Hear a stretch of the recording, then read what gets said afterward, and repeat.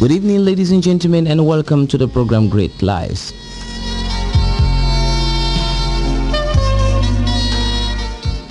Great Lives is a program that focuses on people who have actually contributed to the regress or progress of human life.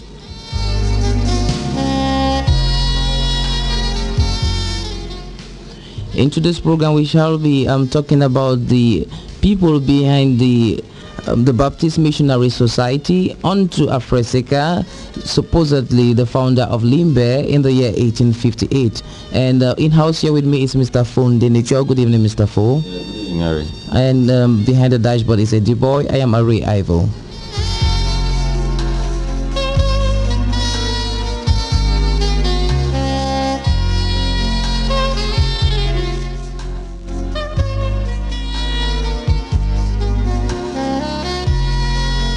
Well, the Baptist Missionary Society has got great impact along the stretch of territoriality, the FACO division, and so we should strive at situating the area and the peoples that hail from this area. According to ethnographers, the indigenous tribes of the division are the Mpe, the Bakweri, the Isuwu, also called the Isubu, the Wovia, the Bakole, the Balong, and the Mongo. The Bamboko and Mongo have related segments in Meme division, while the Isubu, Wovia, Bakole, and Balong have settled primarily in the littoral province, sharing a common ancestor. This distribution has since been modified, and today the division also boasts of prominent citizens whose parents migrated here more than 140 years ago. It seems probable that the arrival of the Bakweri people on the southeastern side of the Cameroon mountain had begun about 1760 and continued over the years. The first villages were found in altitudes between 2,000 and 3,000 feet above sea level. Later, movements brought them down to the coast and creeks. The Bakweri people occupied the eastern and southern slopes up to 2,000 or 3,000 meters and scattered settlements throughout the divisions, reaching the sea near Limbe and the creeks at Tiko. In all the upper slopes of the mountain, Bakweri settlers are surrounded by plantations established by the Germans, who took their land without restitution. The Bamboko occupied the west coast of Limbe, again adjacent to plantation. The Isubu lived on Bimbia promontory east of the Manoa Bay. The Wovia occupied the main island of the so-called private group Bota, a village opposite Bota land near the Cameroon Development Corporation headquarters, and a village on Monkey Point, another part of the Mondele. The Balongs live along the Mongo River north of Bakweri. They originally had 4 villages, one of which is Moyoka on the Kumba highways, and is rapidly developing into an important center for timber industry and poultry.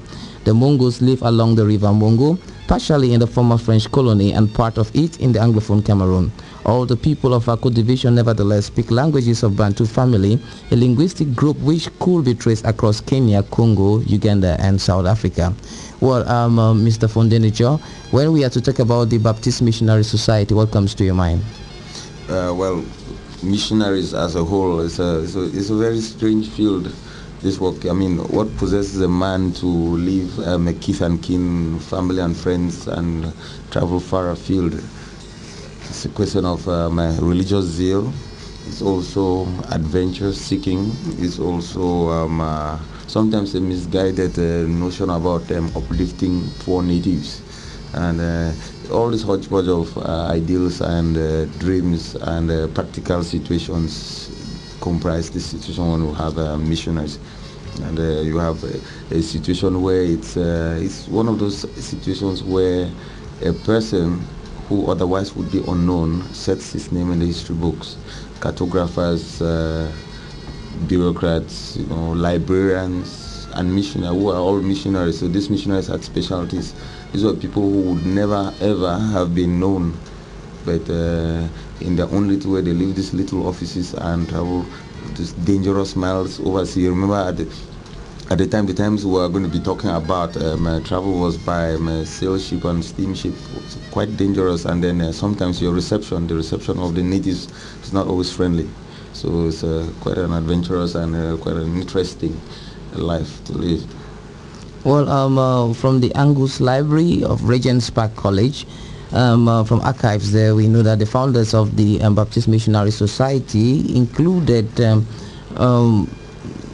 Clark John, who lived between 1802 and 1879, James Hume, who died in 1879, the Hume family of Roxbury, Surrey, Kirkwood Alexander, who lived between 1777 and 1855. There was Joseph Merrick, who lived between 1818 and 1849.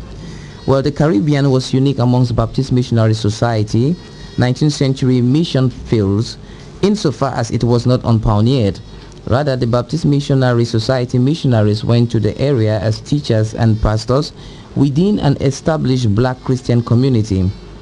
Baptist influence had grown in the Caribbean during the 18th century, chiefly due to the movement of slaves from the southern states of the United States of America and fostered by active liaison between indigenous pastors and Baptists in England. However, in 1806, the Jamaican House of Assembly passed a law prohibiting Christian teaching on slave plantations. It was into this politically repressive situation that the Baptist Missionary Society representatives first entered in 1814 when John Rowe, a student of the Baptist Missionary Society co-founder John Rylands, responded to a request for assistance from Jamaica. By avoiding political interference, Rowe was able to pave the way for increased Baptist Missionary Society involvement. Over the next couple of decades, despite additional attempts to legislate against missionary influence, Jamaican Baptist congregations grew, repressive measures followed new British non-conformists calling for the speedy abolition rather than gradual phasing out of slavery. Such was Baptist sympathy and influence that British public feeling led to the passing of the Emancipation Act in 1833. Slaves in British-held parts of the Caribbean were accordingly freed the next year. Post-emancipation income of Jamaican Baptist churches increased to such an extent that in 1842, the Baptist Missionary Society Committee voted that the Jamaican Baptist Association should become fully independent. No more money or missionaries will be received from the United Kingdom. It was hoped that this autonomy, along with a growing crusade to stop the root of slavery in West Africa, would encourage Jamaican Baptists in missionary endeavor of their own. Thus was formed the Jamaican Baptist Missionary Society. To this end, the Baptist Missionary Society sent an expedition to investigate the possibilities of a mission on the Niger, composed of the Reverend John Clark, an English Baptist minister, and the Dr. J.K. Prince, who had both been based in Jamaica. In 1841, Clark and Prince arrived at Fernando Po, now known as Equatorial Guinea, an island off the coast of Cameroon. The island was intended merely as a stopping off point, but the reception from the local freed slaves was so encouraging that they decided to base their mission there instead of the Niger. En route back to England, Clark and Prince were blown off course and ended up in the Caribbean, thus enabling them to recruit volunteers for their West African mission. Recruits were also raised on returning to the United Kingdom, amongst them an Admiralty draughtsman, Alfred Saker. In 1843, Saker and Clark sailed to the Caribbean in order to gather the Jamaican volunteers, while Prince and the other British recruits sailed straight to Fernando Po. With great life, with great life.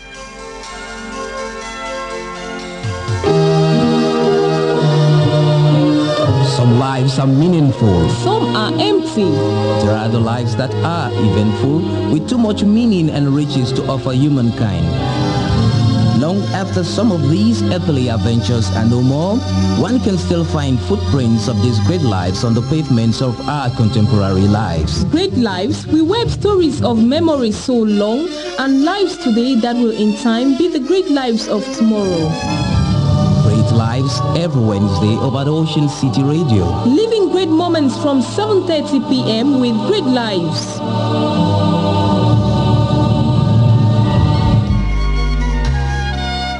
So freed slaves at the British naval base of Clarence on Fernando Po were receptive to the missionaries, but the people of mainland Cameroon, the chief target of the missionaries, were much less so. Saker's work in Douala met with indifference on the part of intended converts, which was compounded by problems of ill health and quarrels regarding inequalities between the European and Jamaican missionaries. However, a significant success was achieved by the black Jamaican missionary, the Reverend Joseph Merrick, who accompanied Prince to Fernando Po in 1843. Merrick succeeded in writing an Isubu dictionary and translating several books of the Bible. His work paved the way for Saker's Bible translation into the related Douala language. Merrick was to die sailing to England in 1849. In the meantime, the mission's failure to progress led to John Clark leading the majority of the Jamaicans' missions failure to progress, leading to the majority, of the Jamaicans home in 1848, where he was to spend the rest of his life as a Baptist minister. However, the West African work was not entirely given up by the Baptist Missionary Society due to the continued efforts of Saker and of Joseph Jackson Fuller, who had been born a slave in Jamaica and who was accepted as a full missionary by the Baptist Missionary Society in 1850. As well as successfully pleading the West African case with the Baptist public in the United Kingdom, Fuller supported Saker in later controversies arising from accusations made against the latter of authoritarianism and mistreatment of black Christians. Saker, having set up a new Baptist colony at Victoria on the mainland in the wake of the 1858 Spanish outlawing of non-Catholic worship on Fernando Po, following the British abandonment of their naval base there in 1845. Saker was to eventually retire to England in 1876 due to ill health. Despite its difficult beginnings, the Cameroon's mission survived to become, during the 1880s, a springboard for the Baptist Missionary Society Congo Mission. Well, Ms. Andenecho, what is your impression about the work of this Baptist Missionary Society? Basically pretty impressive in terms of that the first schools were started out by them, the first organized society in terms of the town, road construction, all that. Central authority was started off by these missionaries that actually put in place the structures of the initial concept of government. Obviously, there's also the side of the prejudicial side. I mean, they were missionaries. They adhered particularly to the Baptist orientation, so they had a lot of influence. They had a lot of influence mostly in the manner in which they presented their case, which was obviously going to be prejudiced towards the Baptists. Interesting to note also is the fact that we've not had, most of the time, we've not had a lot of understanding about how these particular people influence our lives. We always talk about the Germans, British. the British, the French.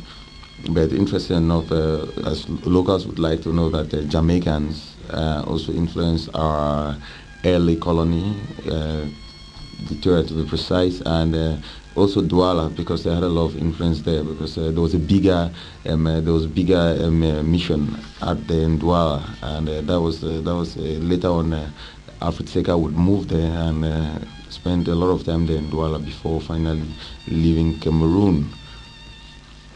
Well, the founding of the colony of the English Baptist Missionary Society in Ambas Bay came accidentally in 1858 following a historical ruling by Don Carlos Chacon.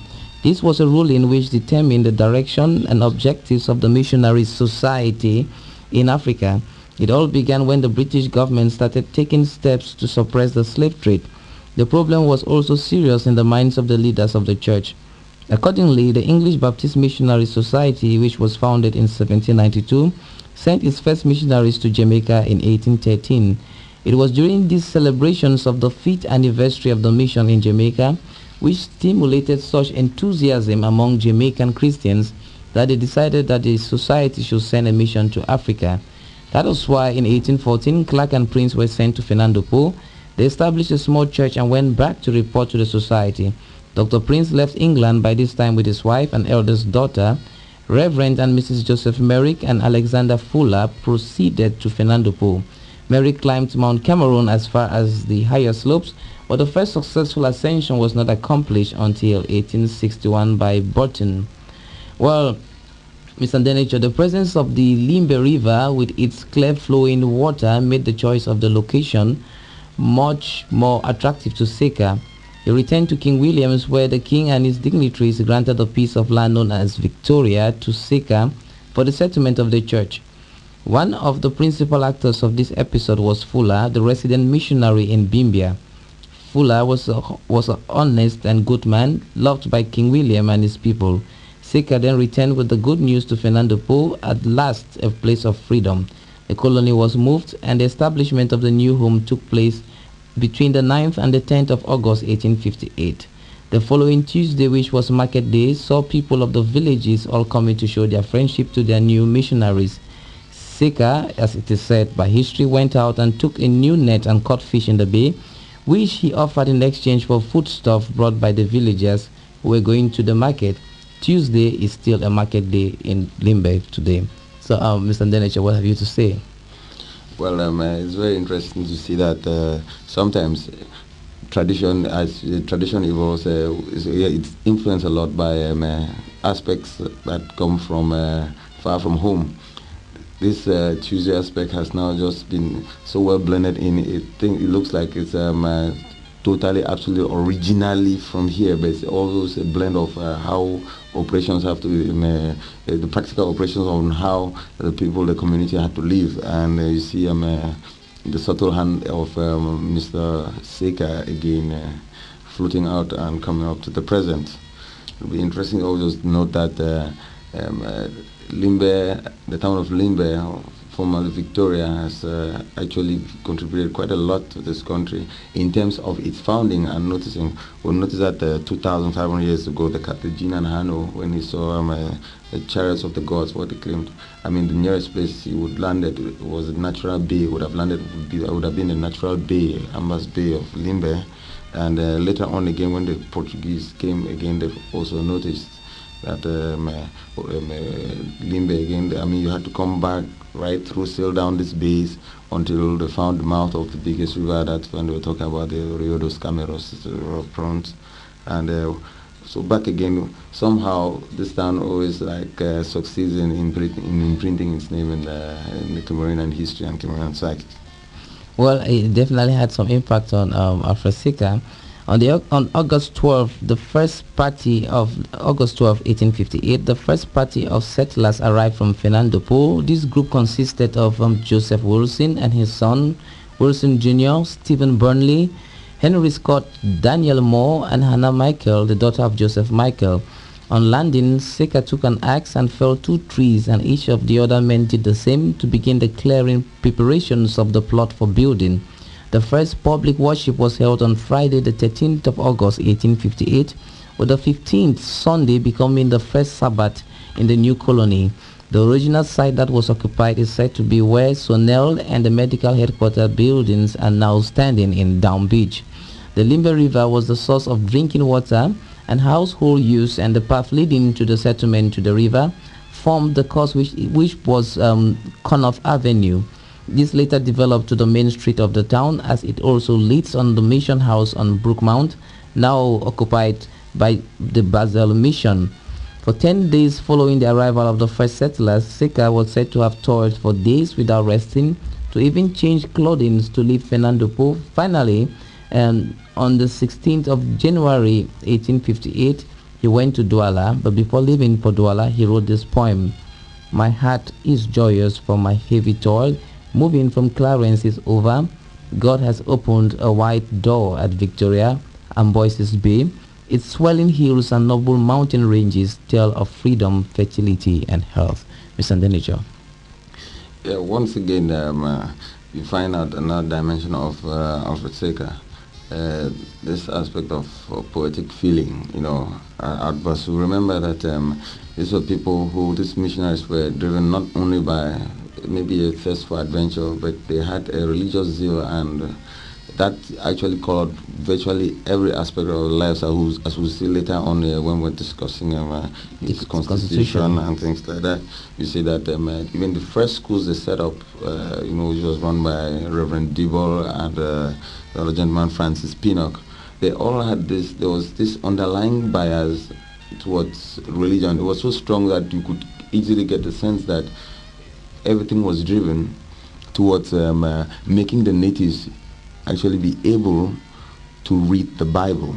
And that aspect is colored again once in the poem when you realize that basically he's talking about an advancement and an opportunity to advance the word of God. Well, gradually the cottages of the inhabitants of the tiny strip of land began to take shape. The plots that were allotted by Saker for the township quickly grew. The children of some of the local Christians at Bimbia, Buta, and others from neighboring Bakwiri villages and the island in the bay were brought to Victoria for schooling.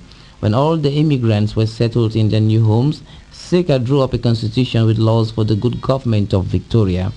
The town council and the court for administration of justice were established upon these foundations. The colony was to strive through the council, and the court exercised great influences in the colony at its inception. The Reverend DeBoer, you just mentioned, who was to supervise and advise the leadership of the new settlement, was the first president of the court and kept record on the proceeding, including the account and meetings of the council. In return, he received guidance from the British consul at Fernando Po and from visiting British warships. Missionary activity and warships. What is your reaction? The two have always been intertwined. As we said before, even I'd made this comment in analysis on another program. These two are closely intertwined. Usually when an exploitative move has to be made, it always comes in with the guise of first the missionaries who go to convert the locals. That simply destabilizes them, changes their normal base. They acquire different attributes, different new base, and also you have the military who come in later on to bolster and defend what the missionaries and the bureaucrats and traders have actually accomplished. So it's always intertwined. You always have the missionaries, you have the traders, and you have the soldiers.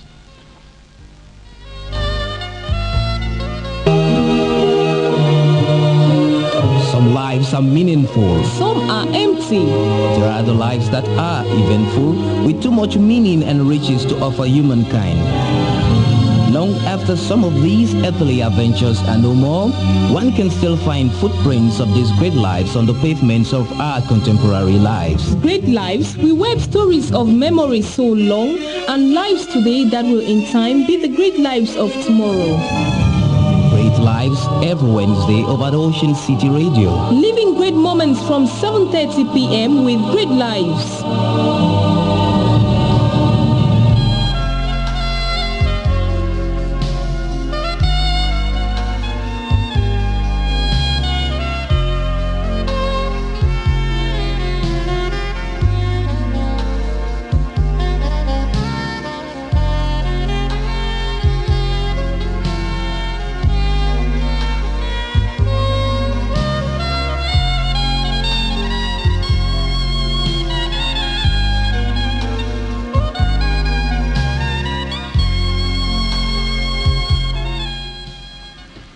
Well, ladies and gentlemen, you are tuned to the program Great Lives of Ocean City Radio.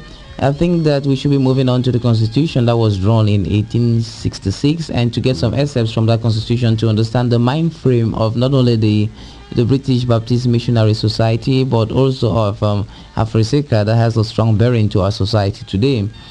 Well, it reads, subsequent laws were a result of the establishment of the church. They were to exert much influence on the entire colony. And Article 1, the Constitution for the better security of the settlers and for the suppression of disorderly conduct and crime. Article 1, sub-paragraph A, there shall be a governor and council, governor being the owner of the estate or the representative of the owner. Well, I think you have something to say about that.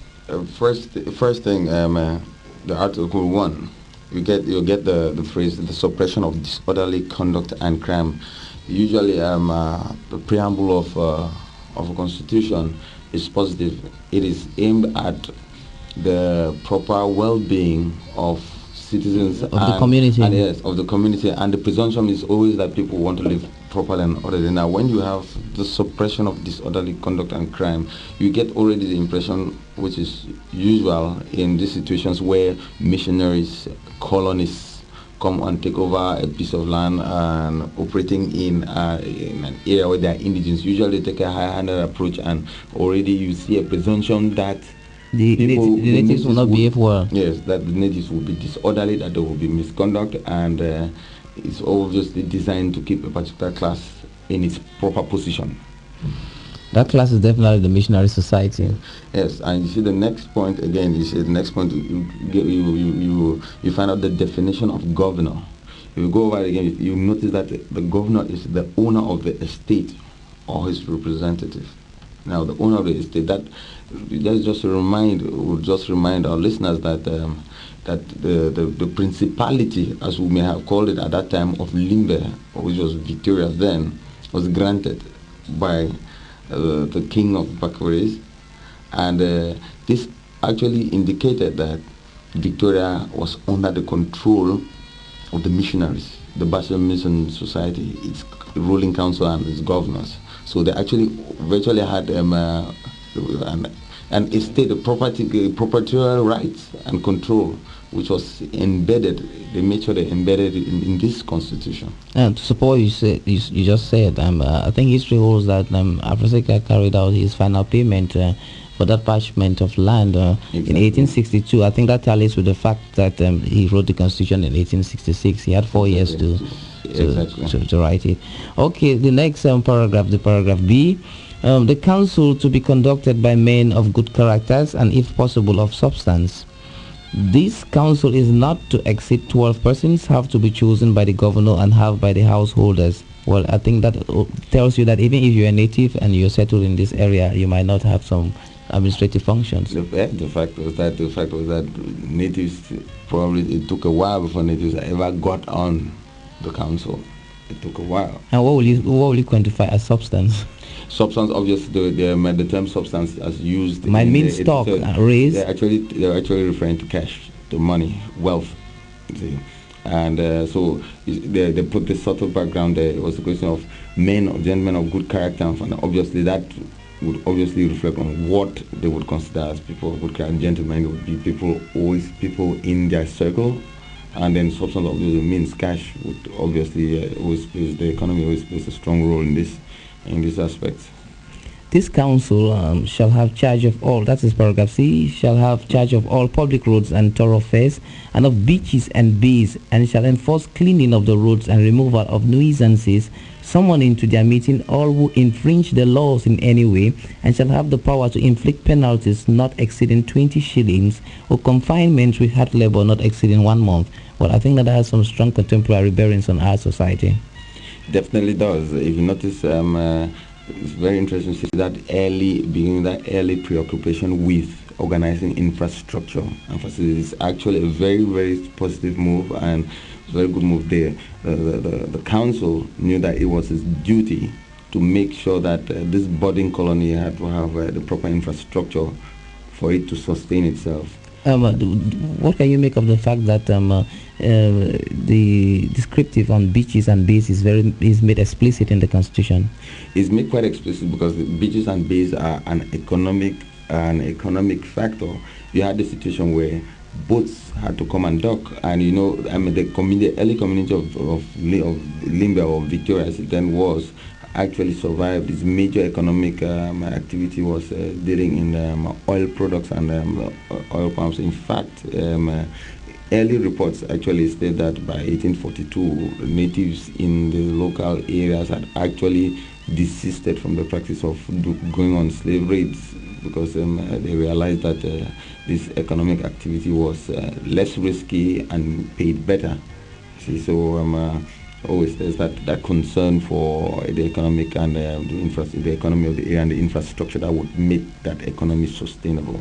Well, you have these other words in that particular paragraph: removal of nuisances, enforced cleaning of the roads, and so on. It kind of tallies with the Keep Limbe Clean campaign of late, you know. Yes, it definitely tallies with that. It's a long-standing tradition, and obviously there's also another undertone there. There's one set of people who make the laws, the other set of people who provide the labor, the manpower. So it was the natives who would carry out these cleaning activities. Obviously, I mean, it's normal they should do it. They are local, the community, they live there. But it was clear that there was a ruling class, a dominant ruling class, the missionaries who were in the position of power. They set up the ideas, they ran the councils, and then the natives now implemented.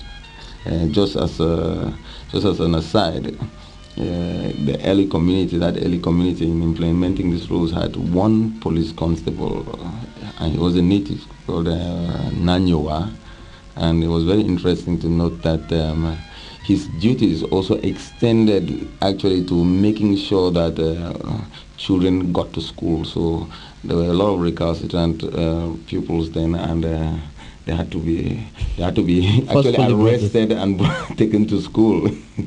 Well, let's get into some high moments in the Constitution. In paragraph D, Article 1, paragraph D, there shall be entire freedom in all that relates to the worship of the true God, and the word of God is hereby acknowledged to be the foundation of all our laws and claims the obedience of our laws. Paragraph E, the worship of God shall not be interrupted. The Sabbath shall be observed. All businesses shall be suspended, and esteemed freedom to worship and rest. Well, your reactions, I think that the word true before God has something. Obviously, these were missionaries of a particular denomination, the Baptist denomination. So in the sense of true there was a direct inference to the fact that true meant Baptist. Whatever was Baptist was true. Or whatever was Christian. Christianity in general was accepted, because they knew it was the true God. They knew, what God they were believing in was the question of the Christian Bible. But true, again, it goes solidified their position, their adherence, because remember, this was not only it was a religious venture tied up with an economic venture. So they had to legitimize their religious position right even in the Constitution. So we are not talking about a situation here where there was an intention to be liberal in beliefs. There was a strict adherence to the particular belief. Don't forget that there was competition from ethnic belief. The original inhabitants had their own God, their own gods, their own basic traditional beliefs, patterns, and systems. And obviously, there were other peoples who came in here. Muslims who came here to work from other places who had other animist beliefs and everything. So it was a clear indication that they had to protect what they came. Because remember, their role was to make sure the natives got the word of God as they preached it. Well, that is why I think there's some kind of inference we can get from this particular paragraph. Keeping holy the Sabbath. The Sabbath shall be observed. All businesses shall be suspended. I think it's not a coincidence that the Igbo settlers, the Igbo traders now around Sapa Road do not sell on Sundays. Yes, all this is a throwback from these early rules and this early constitution. I know Baptist preachers, especially at that time, were mostly the fire and brimstone variety, with a lot of leanings towards the Old Testament. So it's quite a regular. It's quite normal to find them insisting on observing the Sabbath and having religion influence the way structures of town operates, economy and everything. Well, I think now we should get on to the economic aspect of this text. There shall be entire freedom to barter in township and with the native around. There shall be free importations of all goods, of provisions of clothing, trading, food and machinery, and of all, and any article except the following: rum and other spirits as article of barter or sale forever is prohibited. Brandy, gin and wine are meted free for medical purposes, not for sale or barter, with only a duty of 10% paid on the value thereof. Pot or ale not for sale or omitted. Well, Mr. Denisha, what can you make of the fact that there's some certain drinks that are omitted and others are not? This is not the first time this kind of thing occurs in situations where there are missionaries and colonists riding over the natives. It has always been a situation where they would control the consumption of alcohol. If you notice here, there's a specific reference to spirits and rum. There's also the reference to brandy, gin and wine, and also port and ale. Now, you find here they say brandy, gin and wine for medical purposes. Yeah, that's some kind of escapism. There's always in drafting constitutions, people in protecting their own interests always leave a window open so that you can go out that window when you have problems. So nice little phrase, medical purposes. I don't know what medical value brandy, gin or wine have, but definitely they thought so. They thought it wise to put there for medical purposes so that they could use it. But generally speaking, the constitution is meant, these particular prohibitions were meant to control the natives' use of and abuse of alcohol. It's always the Americans did that to the Indians. They called the spirits fire water, and there was always a tight control over the way they handled whiskey with the natives. Because apart from the fact that the natives did not take to consumption of alcohol easily, but what this good is how good what they're doing for you is. So they have to take you like a child in hand, and that's the attitude that the slave masters in America took with the slaves. That's the attitude the white people took with the Indians in America, and that's generally the attitude that the colonists took and the missionaries took with the natives in Cameroon. Well, we must tell our listeners there, Mr. Denicho, that Alfred Saker, because of poor health, actually went back to his country by 1876. He died in 1880, and he was born in 1814, as for the record. But we must also see here that 145 years after, what's happening down there is something we need to say. The Alfred Saker monument is now facing the Atlantic and the Victoria Club, and it seems to be shrouded by a grandstand. What is your impression? Well, in the grandstand, obviously, has its use is meant for public celebration that is held once or twice a year, and in setting of things like that, in fact, any public structure usually is supposed to be a lot of consultation into the use and the general purpose of whatever construction is done, how it fits in, how does it blend properly in with the structure of the town, in terms of aesthetics as well as practicality. Would you also say their mission here was a success 145 years after? Well, definitely was a success in terms of that. I mean, we're living here in the community of Limbe. Whatever we have here is based on early things that were founded then. But that does not mean that we do not understand the different differences between why missionaries come here, why governments encourage missionaries to come, and the original dispensation of the people to have their self-determination.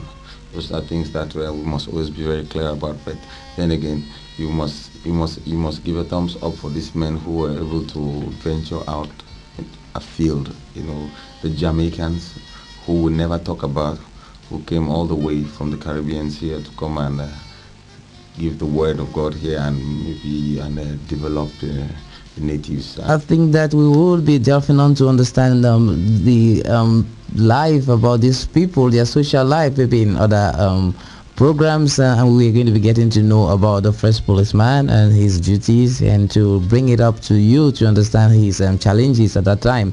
Well, we were talking about the Baptist Missionary Society in Cameroon. We touched issues related to Alfred Saker, a very strong and important person here, because he was responsible for the founding of Victoria in 1858.